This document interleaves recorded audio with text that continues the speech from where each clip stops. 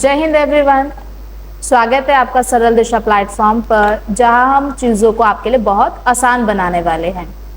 तो ये जो चैप्टर है ये है क्लास 9 का ज्योग्राफी का चैप्टर फर्स्ट, जो है India size and its location. देखिए बहुत इंटरेस्टिंग चैप्टर है और मैं आशा करती हूँ कि आप लोग एंड तक बने रहोगे इस वीडियो में। और क्लास 9 में बहुत इंटरेस्टिंग और इजी चैप्टर है ये। तो लेट्स स्टार्ट दिस। ठीक, वन मोर थिंग, हम सभी क्लासेस के लिए सीरीज लेकर आने वाले हैं। तो क्लास 9 की सीरीज अलग चलेगी, क्लास 10 की सीरीज अलग चलेगी, 11th और 12th की भी सीरीज अलग चलेगी। I hope we can help you in any way. Notes भी हम आपको प्रोवाइड करने की कोशिश करेंगे। इसके अलावा चीज़ों को बहुत इजी वे में, ठीक है, डोंट पैनिक कि आपको कहाँ कौन से रिसोर्सेज मिलने वाले हैं। वी विल ट्राई कि आपको हर एक चीज़ इस प्लेटफॉर्म पर मिल जाए। तो लेट्स स्टार्ट विद इंडिया। आपको ये मैप आपके बुक में भी दे रखा है एनसीईआरटी में, और यहाँ पे भी विजिबल होगा कि this is your a kind of a world map. World map में कुछ बेसिक चीज़ें मैं पहले आपके साथ शेयर करूंगी। अगर आपको पता है that's a well and great, अगर नहीं पता जिस बच्चे को तो उसके लिए ये पोजीशन जो है आपकी, इस पॉइंट को आप कहते हैं नॉर्थ, ठीक है। ये है आपका साउथ, ये है ईस्ट और ये है वेस्ट। कभी भी मैप वर्क आप करते हैं ना, तो पहले तो उसकी बेसिक चीज़ों को समझा करो, उसके बाद आप एडवांस पे चला करो। अब जब आप वर्ल्ड को कैटेगराइज कर देते हो ऐसे नॉर्थ, साउथ, ईस्ट और वेस्ट में, तब आपके लिए इजी हो जाता है कि इंडिया की पोजीशन नॉर्थ में या साउथ में कहाँ लाई कर रही है, ठीक है। नॉर्थ से साउथ तक जो लाइंस जाती हैं, इमेजिनरी लाइन, उसको आप लॉन्गिट्यूड बोल देते हो। ये आपको आगे मिलने वाली हैं सारी चीज़ें, और मैं बहुत अच्छे से इनको एक्सप्लेन भी करूंगी। जो लाइन वेस्ट से ईस्ट की तरफ जा रही हैं, उन लाइंस को आप कह देते हो लैटिट्यूड, ठीक। अब नॉर्थ और ईस्ट, इस तरफ आपका इंडिया लाई करता है, यानी कि आपका इंडिया एक नॉर्थ ईस्टर्न कंट्री है, ठीक है। यानी नॉर्थ हेमिस्फेयर और साथ ही साथ ईस्ट डायरेक्शन में आपकी ये कंट्री लाई कर रही है, जिसकी वजह से आप इसको नॉर्थ ईस्टर्न कंट्री कहते हो, ठीक है। पहली चीज आपको क्लियर हुई होगी आई होप। नेक्स्ट, इंडिया, अगर इसकी लोकेशन के बारे में बात करते हैं तो ये चीज मैं आपको बता चुकी हूँ कि एक नॉर्दर्न हेमिस्फेयर में आने वाली ये कंट्री है, ठीक है। लैटिट्यूड और लॉन्गिट्यूड, क्योंकि आपकी बुक में मेंशन होगा 8 degree 4 minute north to 37 degree 6 minute north.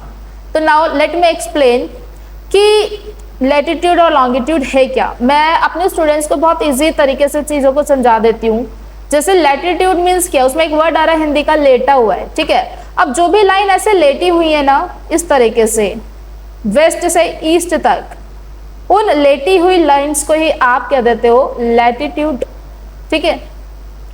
और ऐसी कितने लैटिट्यूड्स है इमेजिनरी, तो एक है 0 डिग्री पर, एक है 23.5 डिग्री पर, और एक है 66.5 डिग्री। सेम एज आपका साउथ में भी चलता है ये प्रोसेस। साउथ में भी 23.5 डिग्री, ठीक, और 66.5 डिग्री साउथ। अब इनके कुछ नेम्स होते हैं। जैसे 0 डिग्री पर जो लाइन है उसको आप कहते हो इक्वेटर, ठीक है, भूमध्य रेखा। 23.5 डिग्री पे जो लाइन आपकी जाती है वो है ट्रॉपिक ऑफ कैंसर, और यही लाइन आपके इंडिया को लगभग 2 हिस्सों में भी डिवाइड करती है। सेम है साउथ में आपको एक और लाइन मिलती है, इसको आप कहते हैं tropic of Capricorn. 66.5 degree north में जो है उसको आप कहते हैं आर्कटिक लाइन। ये इसके ओशियन के ऊपर नाम पड़ा हुआ है, ये आर्कटिक लाइन। और नीचे आपको जो लाइन मिलती है वो मिलती है अंटार्कटिक। ये कॉन्टिनेंट है तो इसलिए अंटार्कटिक लाइन है ये, ठीक। अच्छा, एक चीज क्या कि बच्चे बहुत ज्यादा क्यूरियस होते हैं ना, बहुत इनोसेंट माइंडेड भी होते हैं। तो बच्चों को लगता है कि मैम ये लाइन हमको ना अर्थ पर कहाँ मिलने वाली है। तो प्लीज बेटा, ये आपकी इमेजिनरी लाइंस होती हैं। आप किसी अर्थ पर किसी पोजीशन में जाकर के इसको ढूंढने की कोशिश मत करना कि धरती पर कहाँ से लाइन पास ऑन हो रही है, ठीक है। इमेजिनरी लाइन है टोटली, ये सिर्फ हम स्टडीज करने के लिए इनको बनाते हैं। तो ये तो हो गया आपके लैटिट्यूड्स, ठीक। अब उसी तरीके से कुछ आपके लॉन्गिट्यूड्स भी होते हैं। लॉन्गिट्यूड्स को आपको मैंने बताया जो नॉर्थ से साउथ की तरफ जा रहे हैं। अब ये लॉन्गिट्यूड है क्योंकि ये लॉन्ग लाइंस हैं, तो उसको आपने लॉन्गिट्यूड कह दिया। चीजों को आसान बनाओ, देखो अपने लिए आप, टफ तो हर कोई करने के लिए कोशिश कर ही रहा है लर्न, बट चीजें अगर इजी हो जाएंगी तो इजी टू रिमेंबर होती हैं, ठीक है। सो लॉन्गिट्यूड जो लाइन नॉर्थ से पास होनी शुरू होती है और ये पास होकर के आपके लगभग साउथ हेमिस्फीयर तक पहुंचती है। ऐसी बहुत सारी लाइंस होती हैं, ठीक। ऐसे आपको बहुत सारी लाइन जो है वो मिल जाती है। Sorry for this, north to south, ठीक है। बहुत सारी ऐसी आपकी लाइंस होती हैं जो नॉर्थ से साउथ जा रही होती है। और अगर आप इसको 3D अर्थ पर देखोगे तो ये लाइंस कहीं ना कहीं पूरा सर्कल बनाती हैं। जब आप 2D शेप में इसको देखते हो तो ये आपको फ्रंट जो है नजर आता है कि कुछ इस तरीके से लाइन पास ऑन होती है, ठीक। अब इनको ये क्योंकि लॉन्ग है तो इनको इसलिए आपने लॉन्गिट्यूड कह दिया। जो आपकी प्राइम मेरिडियन है, प्राइम मेरिडियन क्या है, जो 0 डिग्री है इसमें, उसको बोलते हैं आप प्राइम मेरिडियन, ठीक है।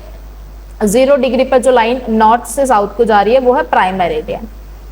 ओके, नेक्स्ट देखते हैं कि नेक्स्ट क्या है। तो ये हो गया आपका कि नॉर्दर्न हेमिस्फीयर में है आपका इंडिया टोटली। इसके अलावा लैटिट्यूड है आपका 8 डिग्री 4 मिनट। अच्छा, ये जो ये है ये तो डिग्री, इसको बोलते हैं आप डिग्री, ठीक। और जो ये वाला सिंबल है इसको बोलते हैं मिनट। आई होप आपको ये चीज पता हो, नहीं है तो कोई बात नहीं। तो 8 degree 4 minute north to 37 degree 6 minute north. ये जो लाइन है यहाँ, ये वाला जो पोर्शन है ये है 8 डिग्री 4 मिनट, ठीक है। ये नॉर्थ में है क्योंकि आप नॉर्थ हेमिस्फीयर में लाई करते हो। और ये वाली जो पोजीशन है, ये वाली लाइन, इसको आप कहोगे 37 डिग्री 6 मिनट नॉर्थ, ठीक। सेम एज ये तो हो गया लैटिट्यूड्स।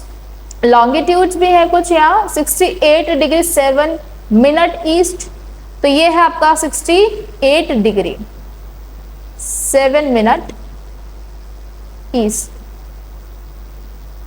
अच्छा, वन मोर थिंग, आप मुझे कमेंट में बताना कि इसको हमने ईस्ट क्यों बोला, वेस्ट क्यों नहीं बोला, ठीक है। बहुत इजी क्वेश्चन है आपके लिए कि हमने क्यों लॉन्गिट्यूड को ईस्ट रखा है, वेस्ट क्यों नहीं बोल रहे इस वाले पोर्शन में। और ये वाला जो एरिया है इसको आप बोलते हो 97 डिग्री 25 मिनट ईस्ट। ये तो है ऑफ कोर्स ईस्ट, बट इसको वेस्ट ना बोल के ईस्ट क्यों बोला है, you will give me the answer. फिर Tropic of Cancer, as I told, कि एक लाइन जो इंडिया को लगभग सेंटर से डिवाइड करती है और अप्रोक्स 2, ठीक है, 2 इक्वल हाफ्स में डिवाइड करती है, वो लाइन है ट्रॉपिक ऑफ कैंसर, जो मैंने आपको मेंशन भी किया था। अब इसी लाइन की वजह से ये वाला जो हिस्सा इसको बोलते हो आप नॉर्थ इंडिया, और ये वाला हिस्सा जो है इसको बोलते हो आप साउथ इंडिया, ठीक। नेक्स्ट, फिर मैंने आपको बताया कि कुछ लॉन्गिट्यूड्स होती हैं, उसमें एक लॉन्गिट्यूड को हमने बोला प्राइम मेरिडियन। क्या उसी तरीके से इंडिया में कोई लाइन पास ऑन करती है? आप देखोगे कि इंडिया से ना एक लाइन पास ऑन करती है और उस लाइन से ना हम पूरी इंडिया के लिए ना टाइम डिसाइड कर रहे हैं। अब आपकी घड़ी में कितने बज रहे हैं जिस वक्त आप ये मतलब रील देख रहे हैं या सॉरी आई मीन वीडियो देख रहे हैं ये, तो उस वक्त जो भी टाइम हो रहा है उसको कंपेयर करके देखिए आप किसी भी दूसरी अदर कंट्रीज के साथ, जो लाइक ब्रिटेन हो गया आपका या फ्रांस हो गया, कोई भी यूरोपियन कंट्री, तो आपको ना टाइम के अंदर ना बहुत ज्यादा डिफरेंस दिखाई देता है। और इसका रीजन क्या है? तो it is due to longitude. आप जिस लॉन्गिट्यूड पर लाई कर रहे हो वो बहुत डिफरेंट होगा दूसरे अदर लॉन्गिट्यूड से, जो जिस भी कंट्री से पास ऑन आप लाइक कंपेयर कर रहे हो, वहां से जो लॉन्गिट्यूड पास ऑन हो रहा होगा वो अलग है। तो लॉन्गिट्यूड और एंगल में डिफरेंस आने की वजह से आपका टाइम जो है वो भी डिफर हो जाता है, ठीक है। अब इंडिया में एक चीज आप देखोगे क्या कि इंडिया में ना इस पोजीशन से यानी गुजरात से अरुणाचल प्रदेश यहां तक के टाइम में ना एटलीस्ट 2 आवर्स का जो है गैप आपको मिलता है। मीन्स क्या कि अगर यहाँ सनराइज सुबह मॉर्निंग में 6 बजे हो रहा है, ठीक है, 6 AM पर, तो वही सनराइज यहाँ आते आते 8 बज जाएगा। रीजन कि यहाँ से और यहाँ तक का जो टाइम डिस्टेंस है वो 2 घंटे से डिफर करता है। आपका क्लास 9 में क्वेश्चन भी आएगा, CBSE के एग्जाम्स में कई बार पूछा जाता है, या यूटीज में आपसे पूछ लेते हैं कि टाइम क्यों डिफर करता है अरुणाचल प्रदेश में और गुजरात में। मतलब आप अरुणाचल प्रदेश में उठ रहे हैं तो वहां सुबह आपकी 6 बजे ही हो जाएगी, और वहीं अगर आप गुजरात में बैठे हुए हैं तो वहां की सुबह आपकी 8 बजे हो रही है। तो रीजन, इसका सिंपल सा आंसर है कि भाई आप जिस लॉन्गिट्यूड पर लाई कर रहे हो उसकी वजह से टाइम गैप आपको मिलता है। अब ये देखो टाइम लैग जो है वो 2 आवर्स का है, ईस्ट टू वेस्ट, आपको मैंने मेंशन करा हुआ है, ठीक है। इंडिया में टाइम कहाँ से डिसाइड होता है, अब मैं आपको बता देती हूँ। मिर्जापुर सीरीज, ठीक है, मिर्जापुर सीरीज तो सबने आई थिंक देख ही ली होगी अब तक, या नहीं देखी है तो आप इनोसेंट माइंडेड बच्चे हैं बहुत ज्यादा, ठीक। तो मिर्जापुर यूपी में एक जगह है, और इस जगह से ही आपकी एक लाइन पास ऑन करती है, और उस लॉन्गिट्यूड को हम जब मेजर करते हैं ना तो वो है 82 डिग्री 30 मिनट ईस्ट। यानी ये जो लाइन पास ऑन हो रही है ये लगभग 82 डिग्री और 30 मिनट ईस्ट पर लाई कर रही है, ठीक। और ये प्लेस जो है वो है मिर्जापुर। वैसे तो पूरे में ये लाई कर रही है, पर देखो आप इसका सेंटर कहाँ बन रहा है, अगर आप इसको क्रॉस करते हो, ठीक है, तो इंडिया का जो सेंटर बन रहा है वो कहीं यूपी में मिर्जापुर नाम की जगह पर बनता है, और इसीलिए हम इंडिया का जो टाइम डिसाइड कर रहे हैं वो मिर्जापुर से कर रहे हैं। अभी रिसेंटली ये भी बात बोली गई थी कि शायद इंडिया के लिए 2 टाइमलाइंस होनी चाहिए, ठीक। एक असम के चाय बागान के टाइमलाइन की हम लोगों ने बात की थी इंडिया के सरकार ने, उसका रीजन क्या था कि अब 2 घंटे का टाइम लैग आ रहा है गुजरात और अरुणाचल प्रदेश में, तो शायद थोड़ा सा हमारे लिए चीजें टफ हो सकती है मेंटेन करना, मैनेजमेंट करना टाइम के लिए। तो मिर्जापुर को ना लेकर के उसकी जगह हम 2 टाइमलाइंस बना लेते हैं, पर फिलहाल के लिए अभी आपको एक ही याद करनी है कि इंडिया की टाइमलाइन मिर्जापुर से होकर गुजरती है, जो कि 82 डिग्री 30 मिनट ईस्ट पर है, ठीक। मैंने आपको बताया कि ये जो प्राइम मेरिडियन है, सी है कि ये जो यहाँ से प्राइम मेरिडियन जो गुजर रही है, ये प्राइम मेरिडियन 0 डिग्री पर है, ठीक है। अब ये जो 0 डिग्री है, यहां से अगर आप इंडिया की तरफ चलोगे तो आपको 5 आवर्स का गैप नजर आएगा। मतलब इसका मतलब सिंपल है कि आप 5 आवर्स 30 मिनट आगे हैं उन कंट्रीज से जो आपने पीछे छोड़ दिए। इन कंट्रीज की अगर मैं बात करूं, ये जितने भी कंट्रीज हैं यहाँ पर मेंशन, ठीक है, ये जितनी भी कंट्रीज इस लॉन्गिट्यूड पर लाई कर रही हैं, इन लॉन्गिट्यूड से आप आगे जाओगे तो आप 5 आवर्स 30 मिनट्स पूरा इनसे आप आगे हो। यानी कि यहाँ पर अगर शाम के 6 बजे हैं तो आप इसमें 5.5 घंटे प्लस कर लो तो ये इंडिया का टाइम हो जाएगा, ठीक है। इसके अलावा साइज की बात करते हैं कि इंडिया का साइज जो है वो कहाँ लाई करता है, तो India is your 7th largest country पूरे वर्ल्ड के अकॉर्डिंग अगर आप बात करते हो।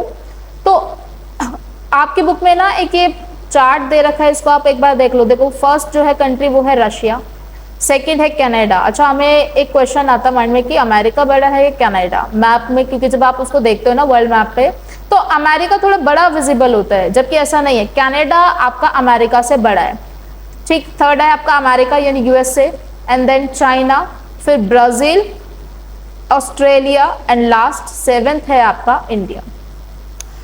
7th लार्जेस्ट होने के अलावा आप इस पूरे वर्ल्ड के लैंड एरिया में कितना परसेंट है, आप सिर्फ 2.4। यानी मैं आपको कहती हूँ कि इस वर्ल्ड पर 70% वाटर है, 30% है सिर्फ लैंड एरिया, ठीक है। इस 30% का भी आप ओनली 2.4% है लैंड के मुकाबले, और पॉपुलेशन आपका 1.4 बिलियन है। आप सरपास कर चुके हो चाइना को, मींस चाइना जो कभी पहले पॉपुलेशन के मामले में फर्स्ट हुआ करता था वो आज सेकंड है, और India is your first largest country जिसके पॉपुलेशन 1.4 बिलियन हो चुकी है।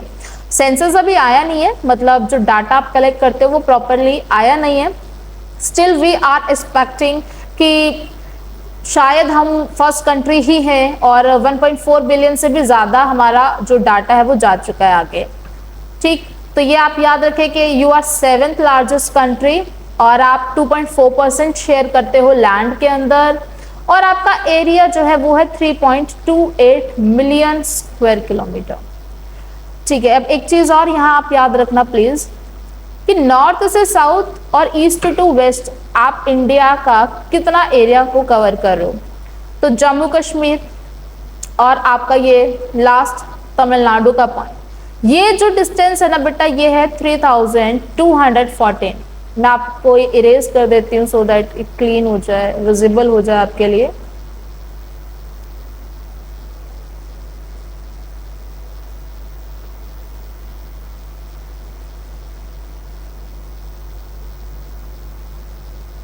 ठीक है,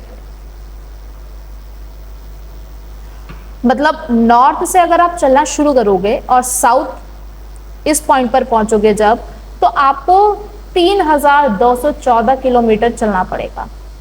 वहीं अगर आप वेस्ट टू ईस्ट जाते हो यानी गुजरात से सफर शुरू कर रहे हो और ट्रेवल करना और अरुणाचल प्रदेश के पॉइंट तक पहुंच रहे हो तो 2933 किलोमीटर। ठीक है, इसको कैसे याद करो, पता है नंबर्स को कैसे याद करा करो। जैसे मैं हमेशा बोलती हूँ लाइक 2933, आपने सिंपली प्रोनाउंस करना है 2933। आप 2 बार इसको बोलोगे आपको याद हो जाएगा कि 2933 किलोमीटर आपको ट्रेवल करना है। इधर 3214, तो बहुत इजी हो जाता है नंबर्स को भी याद करना। तो ये तो हो गया आपका 3214 नॉर्थ टू साउथ और वहीं वेस्ट टू ईस्ट 2933 किलोमीटर। ठीक है, so I told you this all things. Land boundaries, अब लैंड बाउंड्रीज की अगर आप बात करते हैं तो इंडिया की खुद की लैंड बाउंड्री कितनी है। अगर लैंड बाउंड्री का मतलब क्या है बेटा, जो जमीन से लगी हुई आपकी जमीन से लगने वाली जो भी लैंड से जुड़ी हुई जितनी भी बाउंड्रीज है उसको आप कह रहे हो ये लैंड बाउंड्री। ठीक है, यहां तक।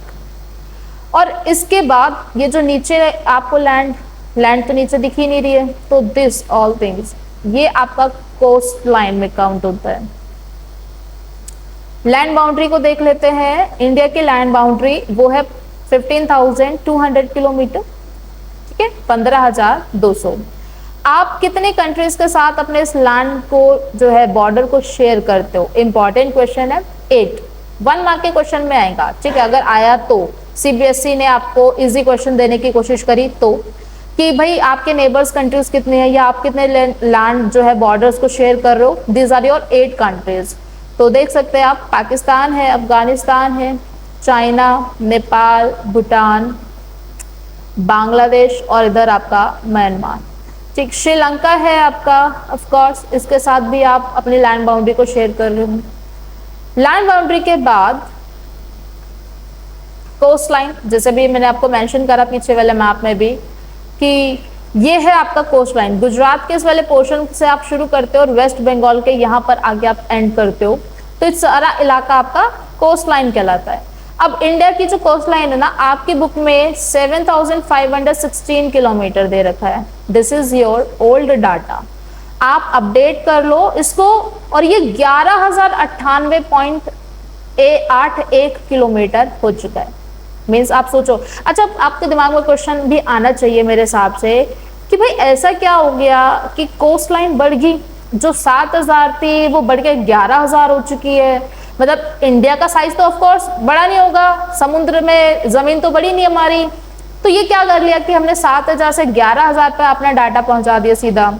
देखो रीजन क्या है, पहले जब हमने काउंट करा होगा, जिस भी टाइम पर हमने डाटा मेजर किया था, उस टाइम पे आप ओल्ड इक्विपमेंट्स को यूज करते थे। ठीक, और आज देखो आज कितनी ज्यादा टेक्नोलॉजी अपग्रेड हो चुकी है। तो आज आपने जो AI tools, not AI sorry, upgraded version of tools जो है उनको यूज करा है, और उसकी वजह से आप जो छोटे छोटे पॉइंट्स भी थे ना जहां तक हम नहीं पहुंच पाते थे, ड्रोन्स हो गया, सैटेलाइट्स हो गया, इनका यूज करके आपने जो डाटा आज तैयार करा है उससे पता लग रहा है कि we are not 7, we are at 11, कि 11,000 किलोमीटर जो है अप्रोक्स आप पहुंच चुके हो कोस्ट लाइन में। तो ये काफी बड़ी हो जाती है।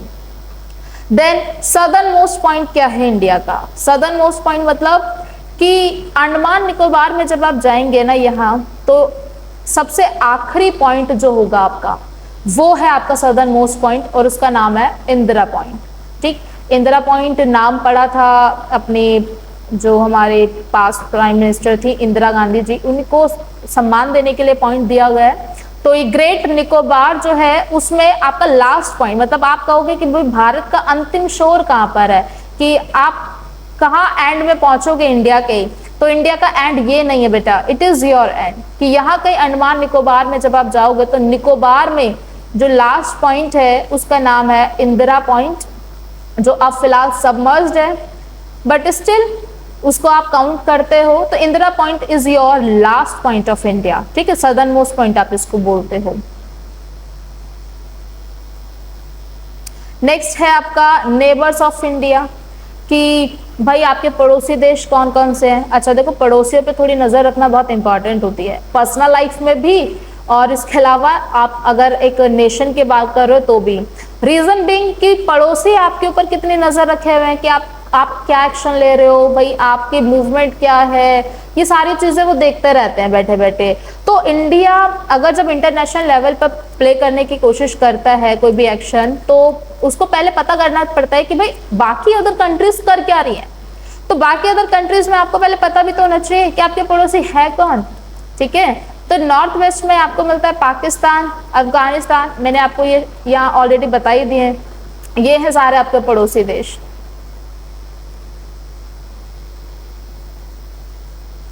हमारे पड़ोसी बहुत ही प्यारे प्यारे हैं, लाइक पाकिस्तान हो गया, ठीक है, अफगानिस्तान हो गया, चाइना हो गया, नेपाल है आपका एक पड़ोसी देश। अच्छा, भूटान वाकई में बहुत अच्छा है, काफी अच्छे हमारे इसके साथ टाइज है।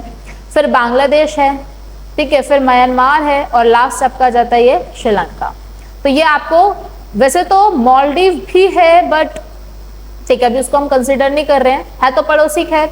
तो ये सारे आपकी कंट्रीज हैं जो आपके पड़ोसी देशों में आती हैं। ठीक, आप इसको एक बार मैप में देख लेना, आपको इजिली याद हो जाएगा।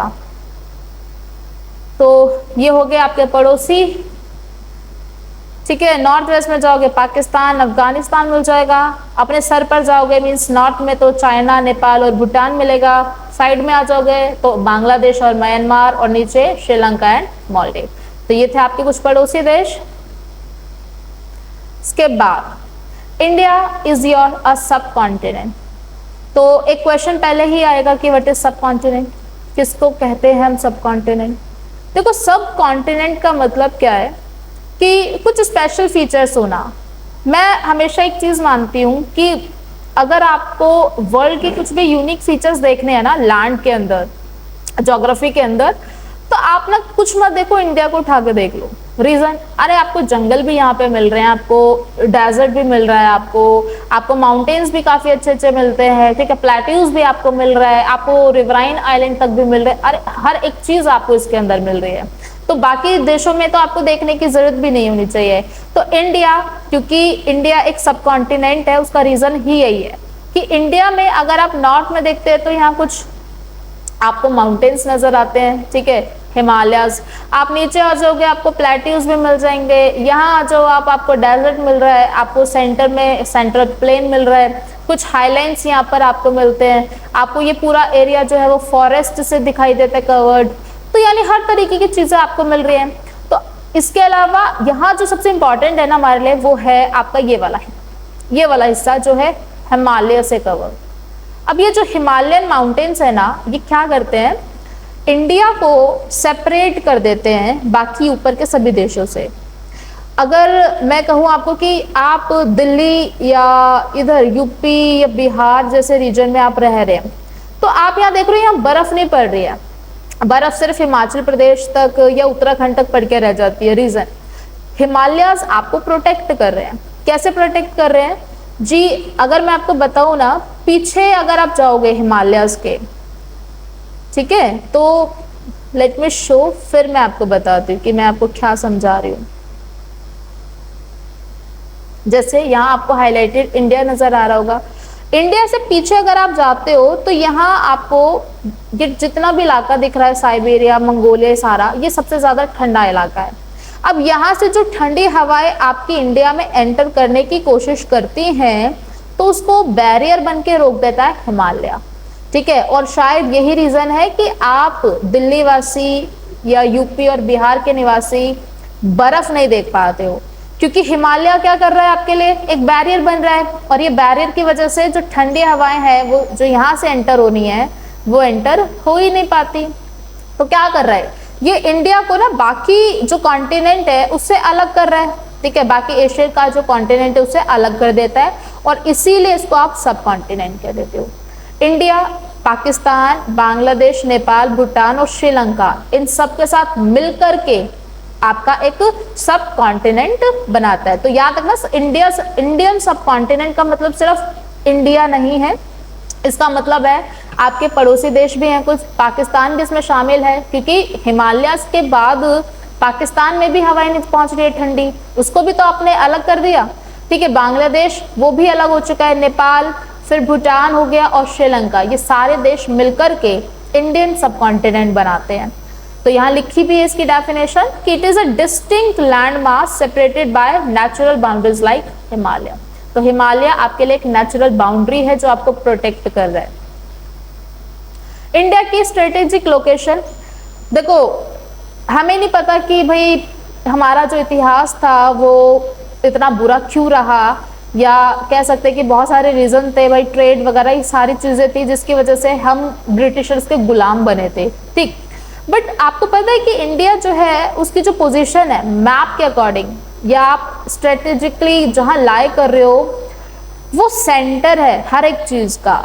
इंडिया जो है, देखो एक अकेला ओशियन जो इंडिया एक कंट्री के नाम पर आप बताइए ऐसा कोई और कोई ओशियन है क्या जो वर्ल्ड में जिसका नाम कंट्री के नाम पे डाल दिया है? नहीं है, सिर्फ इंडियन ओशियन एक अकेला आपका ओशियन है जो किसी कंट्री के नाम पर पड़ा हुआ है।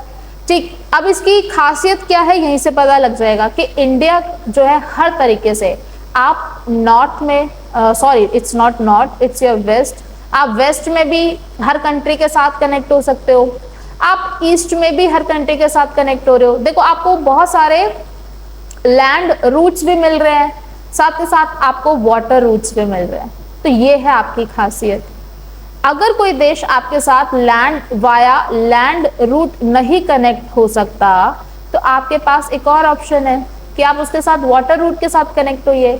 तो दिस वाज द रीजन कि शायद ब्रिटिशर्स या यूरोपियंस जो हैं वो इतना लंबा घूम करके और वाटर रूट्स को यूज करके इंडिया तक पहुंचे। उससे पहले आप नहीं तो अरेबियंस के साथ ट्रेड करते थे और अरेबियंस आपके लिए आगे जो है ट्रेड को पास ऑन करते थे। ठीक है, शायद आपको ये चीजें पता हो। तो इंडिया उसकी लोकेशन काफी ज्यादा स्ट्रेटेजिक इसीलिए बन जाती है कि हमारे जस्ट साउथ में ओशियन है, तो वो ट्रेड के लिए फेवरेबल है। अब ट्रेड होगा तो ऑफ कोर्स कि हम कल्चरल एक्सचेंज करेंगे। कल्चरल एक्सचेंज मतलब सभ्यताओं का एक्सचेंज। आज आप जीन्स पैंट जो भी वेस्टर्न कल्चर अपना पा रहे हो उसका रीजन क्या था? हमेशा से तो इंडिया ऐसा नहीं था ना, आपके कुछ और ओरिजिन थे, आप कुछ और तरीके से जी रहे थे लाइफ को, बट सब चीजें चेंज हुई क्योंकि हम लोगों ने कल्चरली खुद को एक्सचेंज करा, हमने खुद को ओपन करा दूसरी चीजों को एक्सेप्ट करने के लिए। तो हम लोग ईस्ट में भी अपना लिंक जो है वो जोड़ पाए हैं और वेस्ट में भी जोड़ पाए हैं। मैरीटाइम ट्रेड की बेटा बहुत लॉन्ग हिस्ट्री हमारे इंडिया में रही है। गुलामी का कारण ही ट्रेड था, भूल भी नहीं सकते इस चीज को तुम लाइफ में। ठीक है, तो ये ट्रेड रूट जो है आपके लिए बहुत इंपॉर्टेंट हो जाता है और यही आपके लिए क्या बनाता है, इसकी एक स्ट्रेटेजिक लोकेशन आपको बना के देता है। ठीक है, ये बहुत बेसिक सी चीज है और मैं सिर्फ उम्मीद कर सकती हूँ कि भाई आपको इतना तो पता ही होगा कि इंडिया में कितने स्टेट्स हैं और कितने यूटीज। ठीक है, तो एक और क्वेश्चन है कि what is the difference between state and UTs. Please I hope कि आप मुझे इसका आंसर करोगे कि स्टेट और यूटीज में फर्क क्या है, क्यों आपने कुछ चीजों को स्टेट डिक्लेयर करा और कुछ एरियाज को आपने यूटीज डिक्लेयर करा, क्या इनमें दोनों में डिफरेंसेस होते हैं, आप मुझे बताना। फिलहाल प्रेजेंट टाइम पर इंडिया में 28 स्टेट्स हैं और 8 यूनियन टेरिटरीज हैं। ठीक है, इनके नाम मैं नहीं आपको बताऊंगी एक एक करके कि हाँ भाई जम्मू कश्मीर है, आपका यूटी है, लद्दाख यूटी है, ठीक है, यूपी आपका स्टेट है, ये आपको खुद को पता होना चाहिए प्लीज। ठीक है, कश्मीर नॉर्थ में कश्मीर से लेकर कन्याकुमारी जो कि साउथ है, गाना भी सुने होंगे आप, ठीक, और अरुणाचल प्रदेश से लेकर गुजरात, ये सारा आपका मेनलैंड का एक्सटेंड है। नो डाउट कि यहाँ से शुरू है इंडिया और साउथ में एंड होता है, यहाँ से शुरू है इंडिया और यहाँ एंड होता है। इट्स अ ब्यूटीफुल कंट्री, बहुत सुंदर देश है, कभी एक्सप्लोर करना आप लाइफ में जब आगे पहुंचोगे तो। एक लास्ट इंपॉर्टेंट फैक्ट में जो आपके साथ डिस्कस कर रही हूँ, this is your Suez canal. 1 mark का क्वेश्चन यहाँ से भी कंफर्म है। ठीक, 1869 में बेटा एक कैनाल बनाई गई, कैनाल बोलते हैं नहर को जो किसी भी दो, ठीक है, या वाटर बॉडीज को कनेक्ट करने की कोशिश करता है। अब आप ये देख रहे हो कि दिस इज योर इंडिया, ये है एक सी, मेडिटेरेनियन सी, भूमध्य सागर, और ये है आपका रेड सी। ठीक है, ये मेडिटेरेनियन सी है,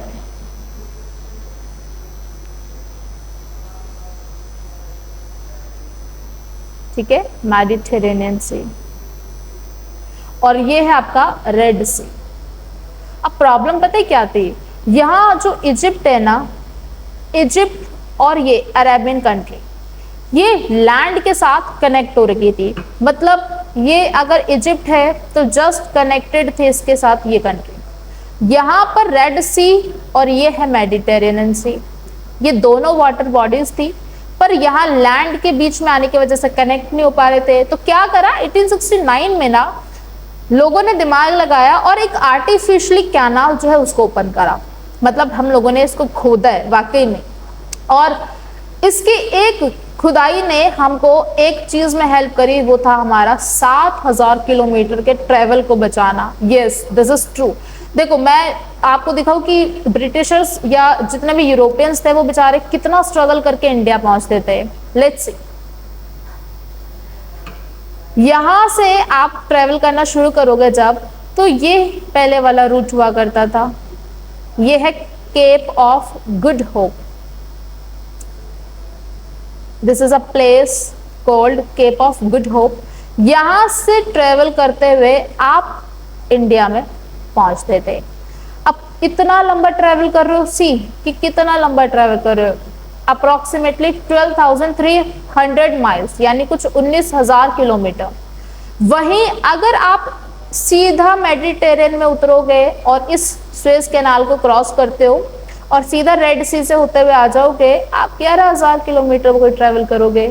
आप देखो 7,000 किलोमीटर, ये 7,000 सॉरी माइल्स है ये, तो 7,000 माइल्स आपका, ठीक है, आई थिंक यहाँ कोई डाटा चेंज हुआ है, 7,000 माइल किलोमीटर ही है ये, इट्स नॉट माइल्स, क्योंकि 11,000 और 19,000 आप खुद ही मेजर कर लो, तो 7,000 किलोमीटर का आपका ट्रेवल का डिस्टेंस कम हुआ। आपको समझ आ रहा है इसका क्या मतलब है? इसका मतलब है कि भाई उनको आने जाने में लगने वाले डेज ये कम हुए होंगे, उनकी कॉस्ट, खाना पीना रहना, ठीक है, शिप पर टाइम स्पेंड करना, ये सारी चीजें रिड्यूस हुई होंगी, और इससे क्या होगा, उनका ट्रेड प्रॉफिटेबल होगा। जिस चीज को आपको ले जाने में पहले 6 महीने लग रहे हैं, वहीं अब आपका सामान जल्दी पहुंचेगा।